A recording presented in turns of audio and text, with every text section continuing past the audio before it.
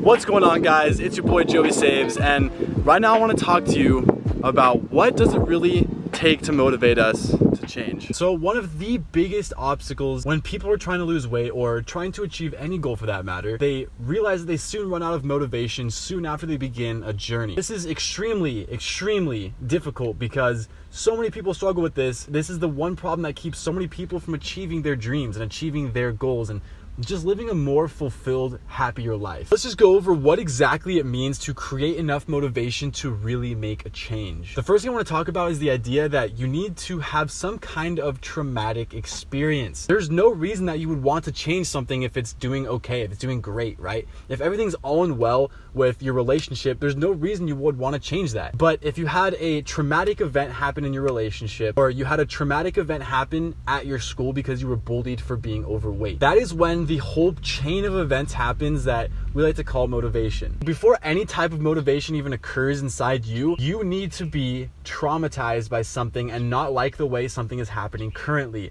Now, what happens when you're traumatized, when something happens that you don't like?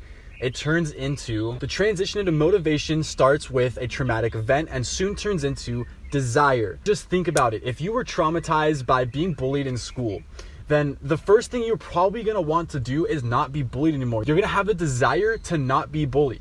Now, whatever you do with that information is totally up to you, but the beginning of any motivational experience starts with a traumatic event, and then that traumatic event turns into a feeling of desire for something greater. First, we were traumatized by something that we want to change, and that traumatic experience turned into desire for something better. And once you have a desire for something better or a greater change in your life, that desire immediately turns into imagination. So what does your imagination, what does your creativity bring to your mind? What do you imagine when you think of a better life or a better change? Maybe if you're overweight and you're just sick of being overweight, your imagination starts to kick off of what you could be or how your life could be if you lost some weight, or how amazing your life could be if you just shed 20 or 30 more pounds. If you're in a really bad relationship, you might start to wonder, what would my life be like if I had the person of my dreams? There's a ton of creative things that your mind would love to go to when you are desiring something and when your imagination starts to spark up. Then what happens after that imaginary thought comes through your head and you think of what could be or how amazing your life could be if something changed? You probably get excited because you think something's possible. You have hope for the future. Maybe you got the hope that you won't be so down all the time, that you won't be depressed or have anxiety all the time because of the current situation that you're in. However, the key to understand is that this imagination that you have thinks up different scenarios in your head,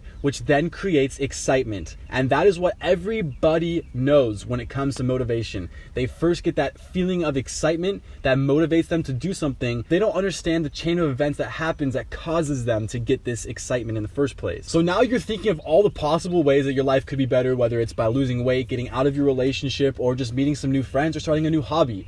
Now you're getting really excited because you have hope. You know what's to come. You know what's possible. Now, once you have this excited feeling, not always, but most of the time, this excited feeling starts to lead us into some kind of action or some kind of movement. If you've ever got excited about starting some kind of new career path or meeting some kind of new friend or starting some new hobby or starting a weight loss journey, you probably got really excited, really motivated for a little while, and then you found that later on that started to die off. However, following this chain of events, once your imagination starts to kick in and get you excited about what's to come, then you start to take some action, maybe a little bit of action here, a little bit of action there. But the key is you do not just live in this state of dreaming. You don't just live in this state of excitement. You actually have to make it a reality. Now, everybody should know this by now, that your imagination, your dreams, whatever you think of up here in your head is not going to be nearly the same as what happens in the real world, what happens when you start to put things into action.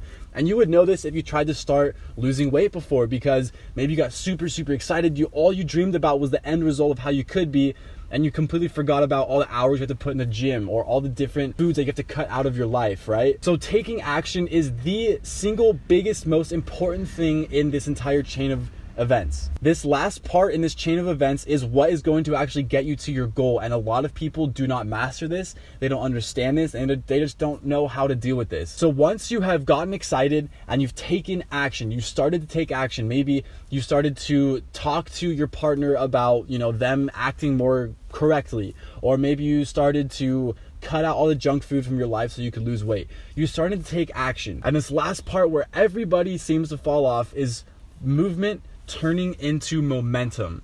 And momentum is one of the biggest factors of success anywhere. It's one thing to start taking action, but it's another thing to create momentum and not break that momentum.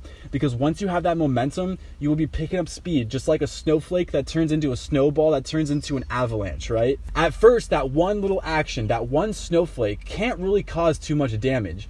But once it starts to snowball and the whole snowball effect starts to happen and it's rolling down that hill and it starts to create an avalanche, that is when all of the effects start to happen. However, too many people just start the snowflake and expect an entire avalanche to fall down. And they don't realize that if they just kept going, if they just kept building up that momentum, so many amazing things could have and should have happened in their life. I just want to encourage you right now, if you think you have a problem with motivation or trying to stick to something, you have to understand that you have to want it bad enough. You have to need to change.